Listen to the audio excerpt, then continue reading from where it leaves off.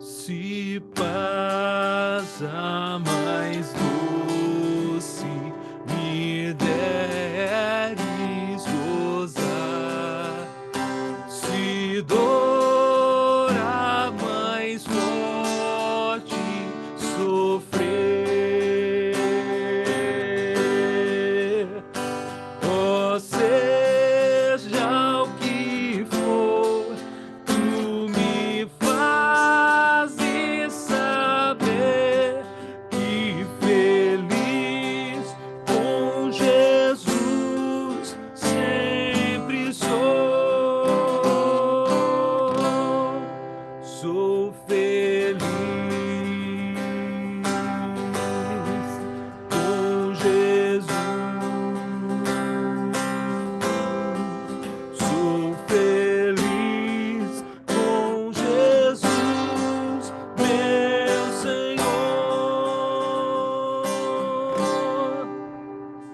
Embora me assalte o cruel Satanás e ataque com vis tentações, ó, certo eu estou que apesar de aflições, que feliz eu serei com Jesus. Sou feliz com Jesus. Sou feliz com Jesus, meu Senhor. Meu triste pecado, o meu Salvador foi pago de um modo cabal.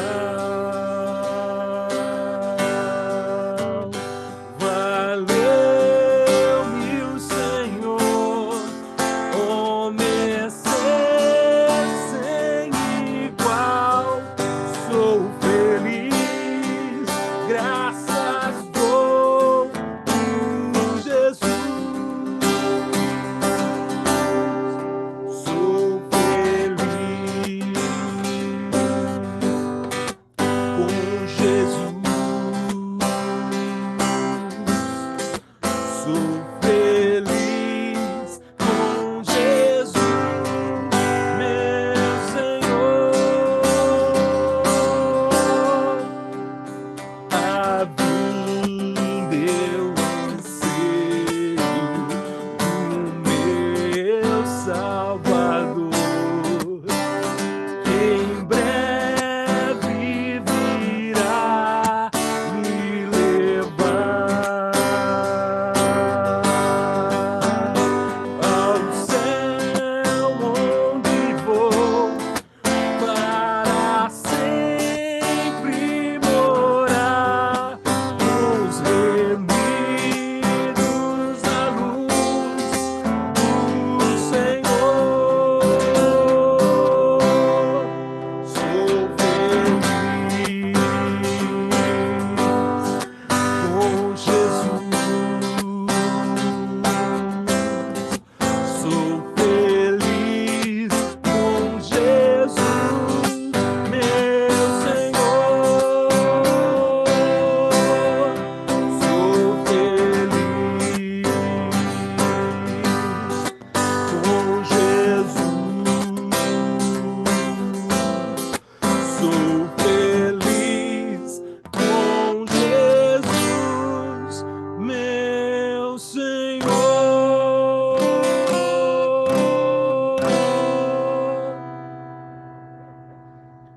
Senhor Jesus, nós te louvamos, te agradecemos pelo teu amor, te agradecemos pela tua fidelidade e misericórdia, te agradecemos porque o Senhor nos enche de motivos para nos alegrarmos, te agradecemos porque o Senhor nos presenteia com coisas que não merecemos.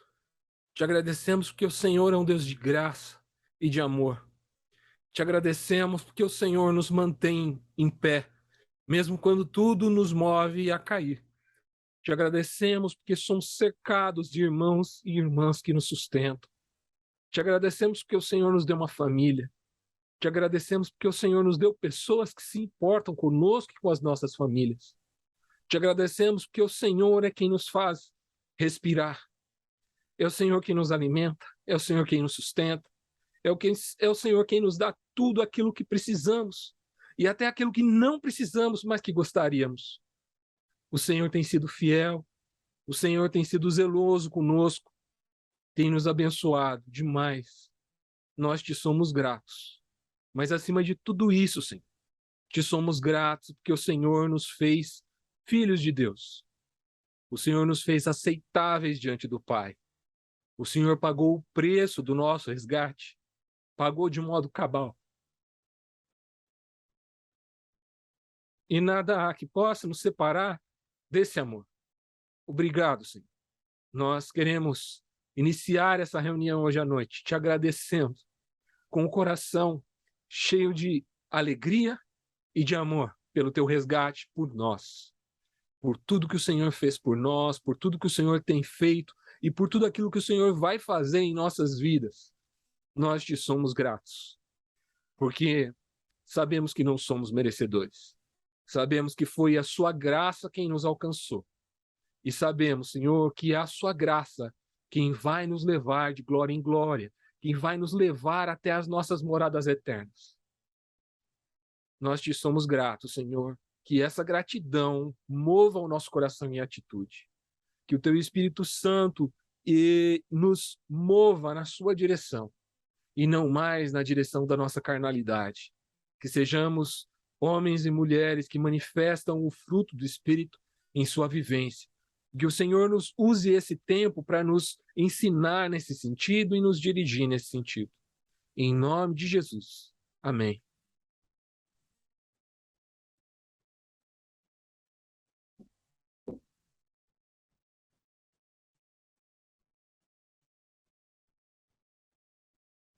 Amém. Vamos lá, então, para... A gente está estudando fruto do Espírito, né? Carta de Paulo aos Gálatas, capítulo 5. A gente vai ler um trechinho e vai falar do segundo fruto do Espírito ontem, né? Hoje. Ontem, semana passada a gente falou sobre o amor, que é o primeiro, né? Hoje a gente vai falar do segundo. Eu vou ler o trecho todo aqui, de Gálatas 5, do 18 ao 26. E aí a gente começa a nossa conversa, tá? O texto diz assim: quando, porém, são guiados pelo Espírito, não estão debaixo da lei. Quando seguem os desejos da natureza humana, os resultados são extremamente claros: imoralidade sexual, impureza, sensualidade, idolatria, feitiçaria, hostilidade, discórdias, ciúmes, acessos de raiva, ambições egoístas, dissensões, divisões, inveja, bebedeiras, festanças desregradas e outros pecados semelhantes. A gente já fez uma mensagem, foi exatamente sobre esse trecho, tá? As obras da carne. Se quiser olhar lá no YouTube, a gente tem essa mensagem lá. Repito o que disse antes: quem pratica essas coisas não herdará o reino de Deus. Mas o Espírito produz esse fruto: amor, alegria, paz, paciência, amabilidade, bondade, fidelidade, mansidão e domínio próprio. Não há lei contra essas coisas. Aqueles que pertencem a Cristo Jesus crucificaram as paixões e os desejos de sua natureza humana. Uma vez que vivemos pelo Espírito, sigamos na direção do Espírito em todas as áreas da nossa vida. Não nos tornemos orgulhosos, provocando e invejando uns aos outros. Bom, resumindo a ideia dessa fala toda aqui de Paulo, ele diz que existe uma oposição entre carne e espírito, certo? Que a lei é para a carne, a lei existe para o pecado. Versos 17 e 18. essa lista de obras da carne não é uma lista de proibições, porque senão a gente estaria fazendo uma nova lei, né? E o que o texto nos diz é que a lei é o que nos condena, né? Ele diz que nós fomos libertos da lei pelo Espírito. Então não faria sentido ele apresentar uma nova lei com novas regras. O que essa lista nos dá é uma lista de sintomas que a gente pode observar no ser humano caído. Todas essas coisas que nós vemos aqui são típicas de um ser humano que está distante de Deus, que está movido pela própria carnalidade, certo? As obras da carne, a gente nota o foco de agradar a própria carne, que a gente chama, né? Na época de Paulo, talvez não fosse tão... a maioria das pessoas talvez não conhecesse esses termos, mas a gente chama de egoísmo e de hedonismo, né? Hedonismo é uma linha filosófica de busca pelo prazer, né? E egoísmo, quer dizer, centrar-se, né? Colocar-se no centro da própria vida. O verso 26 diz isso, que a obra da carne visa satisfazer a carne. Quem vive para si próprio, e essa é a grande conclusão sobre a obra da carne, quem vive para si não herdará o reino de Deus. É sobre isso que Jesus fala quando ele diz que quem amar a sua vida, a perderá. Mas quem perder sua vida por amor de mim, a encontrará. Então, se eu vivo a minha vida para ter satisfação na minha vida, o que vai acontecer? Eu vou perder. Eu não vou ter satisfação na minha vida. Mas se eu entregar a minha vida por amor de Cristo, eu encontro satisfação na vida. O fruto do Espírito que se manifesta. O fruto do Espírito é aquilo que se manifesta quando eu uso a minha liberdade para servir os outros. Os versos 13 e 14 vão dizer isso. Não use da liberdade do Espírito para oprimir os seus irmãos, certo? Mas use para servir os seus irmãos. Então, a liberdade que nós temos é para nos abençoarmos mutuamente. Não é uma liberdade para eu fazer o que eu quero. Porque se eu fizer o que eu quero, eu estou manifestando a obra da carne. Eu estou satisfazendo a carnalidade. Semana passada a gente falou de amor, hoje a gente vai falar de alegria. Essa música, né, esse hino que a gente cantou aqui no começo, Sou Feliz com Jesus, né? É a história escrita de um homem que havia perdido suas filhas num acidente. Ele tinha primeiro quebrado financeiramente com um incêndio lá de Chicago e depois perdeu as suas filhas num naufrágio. A sua esposa manda uma carta para ele dizendo assim: salva e sozinha. Esse é o recado que ela mandou para ele. Ou seja, ela havia se salvado, mas as filhas haviam morrido. Quando ele está passando de barco por esse local, ele escreve essa letra, que depois foi musicada e se tornou um hino muito famoso no mundo inteiro, né? E o curioso é que a letra original não diz sou feliz, né? Ele diz está tudo bem com a minha alma. O que corresponde a dizer, né? Que estou feliz. E parece que o texto nosso aqui de Paulo também trata a alegria dessa forma. Ele não trata a alegria simplesmente como um estado de felicidade, de rir, de estar, né, eufórico, mas também de estar em paz, em tranquilidade, equilibrado, né? O dicionário Strong vai trazer algumas definições dessa palavra que é kairó, né? Que é a palavra alegria ali no texto, no original. Fala de regozijar-se, fala de estar contente, de ficar extremamente alegre, mas também fala de estar bem, de ter sucesso naquilo que está fazendo. É usado como um cumprimento. Sempre que você vê a tradução salve, né? Por exemplo, quando Maria, né, é abordada pelo anjo, e ele diz salve agraciada, né? É essa expressão, é alegria, alegre-se, né? E no começo das cartas é muito comum também, como uma saudação, né? Essa palavra kairó também aparece. Estar alegre, né? Kairó, nesse sentido, é um fruto do espírito que não vai te fazer rir o tempo inteiro. Algumas vezes você vai se entristecer, você vai se magoar, você vai magoar outros, mas estar kairó é estar pleno do amor de Deus. É estar pleno, em satisfação. A carta aos Filipenses, que a gente até já fez um estudo dela, né, uma série sobre a carta aos Filipenses, é chamada de a carta da alegria, né? Ela é conhecida como a carta da alegria. Tem um trecho específico dessa carta, que é talvez o mais famoso, que é Filipenses 4, do verso 4 até o 6. Ele diz assim: alegrem-se sempre no Senhor, ou alegrai-vos no Senhor, né? Para quem gosta da Almeida, alegrem-se sempre no Senhor. Eu repito, alegrem-se. Que todos vejam que vocês são amáveis em tudo que fazem. Lembrem-se que o Senhor virá em breve. Não vivam preocupados com coisa alguma. Em vez disso, orem a Deus, pedindo tudo aquilo que precisam e agradecendo por tudo que ele já fez. Esse trecho da carta aos Filipenses nos orienta pelo menos 3 passos para uma vida alegre, né? Que a gente poderia traduzir para o nosso tempo como plena, né? Mas que o termo usado no texto é alegre. Primeiro passo é não sofrer antecipadamente. Olha só, ele diz: não vivam preocupados com coisa alguma. Isso encontra eco com aquilo que Jesus falou lá no Sermão da Montanha. Não andeis ansiosos, né? Não se preocupem.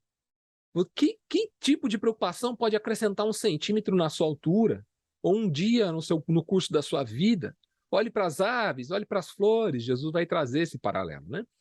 A realidade que nos cerca tenta o tempo todo nos impor novas necessidades. E essas necessidades são cada vez mais complexas.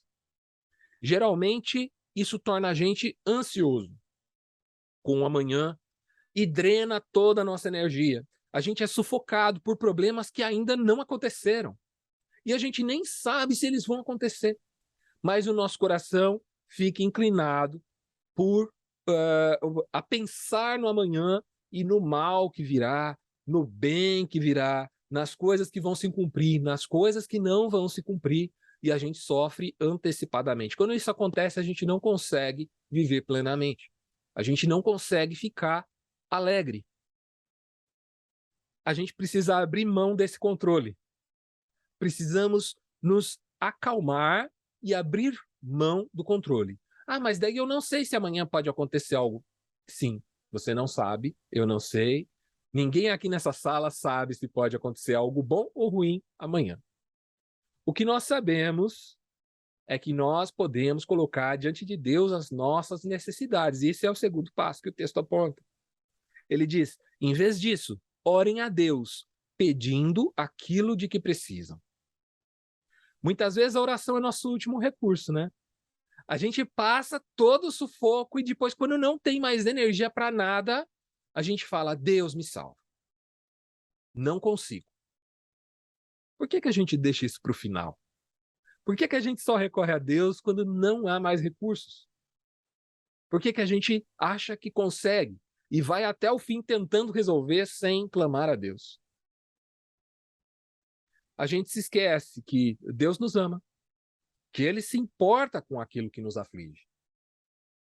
Algumas vezes os nossos familiares e amigos podem ter frustrado as nossas expectativas de carinho, cuidado, atenção, mas a gente não pode imaginar que Deus vai agir da mesma forma. A gente não pode espelhar em Deus essas características humanas, essas falhas humanas. E muitas vezes nós também agimos assim.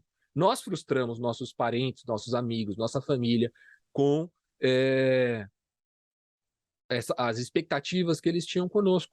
Nós fazemos isso o tempo inteiro. Mas Deus não faz. Deus não vai frustrar o seu cuidado conosco. Pode até ser aquilo que nós não esperávamos, né? Puxa, mas nessa hora aconteceu isso, eu precisava de outra coisa. Na verdade, nós não sabemos o que precisamos, né? Deus sabe o que nós precisamos. E o cuidado dele é correto. Deus não escreve certo por linhas tortas, não. Ele escreve certo por linhas certas. Nós é que traçamos linhas tortas, esperando que Deus faça aquilo que nós queremos. Mas antes de tudo, nós precisamos levar a Deus as nossas necessidades. Precisamos abrir o nosso coração. E nesse momento, eu costumo dizer que quando a gente leva a Deus em oração as nossas necessidades, não é Deus quem corrige suas linhas tortas, mas Ele corrige as linhas tortas no nosso coração. Nossa mente fica alinhada com a mente de Deus. Por que é que nós jejuamos? É para convencer a Deus de fazer aquilo que nós queremos? ou é para que a nossa carne seja mortificada e a gente manifeste fruto do Espírito em vez de obra da carne? Então, orar a Deus não é para convencer a Deus, é para compartilhar com Deus o que está no nosso coração. E aí Deus vai compartilhar conosco o que está no coração dele. E o nosso pensamento, o nosso coração vai ficar alinhado com o projeto de Deus. Não existe forma melhor de fazer isso. Precisamos colocar diante de Deus as nossas necessidades, porque Ele ouve e Ele responde. Daria para fazer aqui uma mensagem inteira só contando os momentos em que Deus ouviu e respondeu orações minhas e da Daniele. Como Ele nos abençoou, como Ele tem cuidado de nós em cada aspecto da vida, seja em saúde, seja financeiramente, seja em relacionamentos familiares, em tudo. O Senhor tem sido fiel e Ele é fiel. Ele cuida de nós. Para que a gente consiga fortalecer a nossa fé, a gente vai para o terceiro passo, agradecendo por tudo o que Ele já fez. A melhor forma de ter a nossa fé em Deus renovada é lembrando daquilo que Ele já operou nas nossas vidas. Nas nossas, dos nossos amigos, dos nossos familiares, dos irmãos da igreja. Quando a gente agradece a Deus por tudo isso, essa memória das obras de Deus ajudam a gente a reconhecer quem Ele é, quais sentimentos Ele tem a nosso respeito.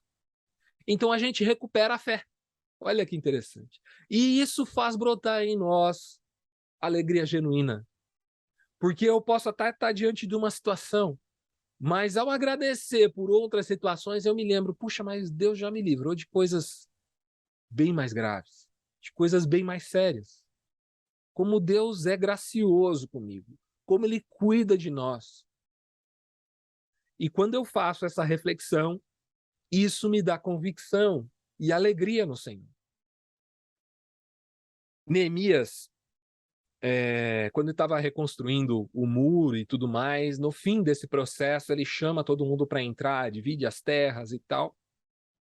Então, um escriba chamado Esdras, né? Igual o nosso aqui, traz o livro da lei, né? Ele convoca o povo a fazer uma festa, né? E Neemias diz a frase que é muito famosa, né? Talvez seja a frase mais famosa de Neemias. Ele diz: não fiquem tristes. A alegria do Senhor é a sua força. Alegrar-se no Senhor é aquilo que nos fortalece. Enquanto nós não nos alegrarmos do Senhor, nós andaremos, como eu acabei de falar aqui, sofrendo antecipadamente, sem gratidão no coração, sem convicção do cuidado de Deus por nós. Mas uma vez que nós fizermos todo esse processo, nos alegrarmos no Senhor, a nossa fé, a nossa vida vai ser fortalecida no Senhor. A gente precisa fazer isso. A alegria que é produzida pelo Espírito Santo em nossos corações, ou seja, que é fruto do Espírito, e não de uma piada engraçada, não de uma vitória, de uma promoção no trabalho, ou de qualquer outra coisa. A alegria que é produzida em nós pelo Espírito Santo nos fortalece. E nós precisamos dessa alegria, né? Precisamos ser fortalecidos. E para sermos fortalecidos, precisamos da alegria do Senhor. É isso que eu queria compartilhar com vocês hoje. E vou fazer uma pergunta para a gente trazer as nossas considerações aí e participar do papo, tá? A pergunta é a seguinte: estudamos aqui, né, como a nossa relação pode nos tornar alegres, nossa relação com Deus, tá? Como a nossa relação pode nos tornar alegres através da confiança, da oração e da gratidão. São os 3 passos que eu mencionei ali atrás. Mas como é que a gente pode exercitar essa mesma alegria nas nossas relações entre nós, nas nossas relações com os irmãos? Com Deus, ok, tem um caminho aqui, né, que Paulo traçou, que pode ser um bom ponto de partida: confiar, orar pedindo e agradecendo. Mas como é que eu faço isso com o Esdras? Como é que eu faço isso com a Risolene? Como é que eu faço isso com a Daniele? Como é que a minha relação com ela pode fazer brotar essa alegria? E isso que eu queria que a gente colaborasse. Fiquem à vontade aí para dar os seus minutos de sabedoria aí e abençoar todos nós. E aí, pessoal, como é que vocês estão? Tudo bem? Primeiramente, obrigado, porque se você chegou até esse vídeo é porque você assistiu a mensagem inteira e você viu que eu termino ela fazendo uma provocação e alguma pergunta. Então, no final dessa reunião, a gente tem aí um papo que vai muito mais longe, né? Se você quer participar dessa conversa também, a principal forma é você comentando aqui embaixo. Você pode responder a pergunta que eu fiz, a provocação que eu fiz e desenvolver também uma conversa aqui. Agora, se você gostaria de participar dessa conversa ao vivo, você deve acessar o link igrejapresente.com/reunião. Através desse link, você vai ter acesso a um formulário em que você preenche alguns dados. É muito simples, pessoal. Você vai responder essas perguntas para que eu possa gerar um link para você participar da reunião com a gente ao vivo. Essas reuniões acontecem todos os sábados às 20 horas através da plataforma Zoom. Enquanto isso, você pode ter acesso através desse link aqui à nossa playlist com todas as reuniões da Igreja Presente e neste link aqui se inscrever no nosso canal. Eu recomendo que primeiro você se inscreva no canal e depois acesse as nossas reuniões. Beleza? Tchau, tchau.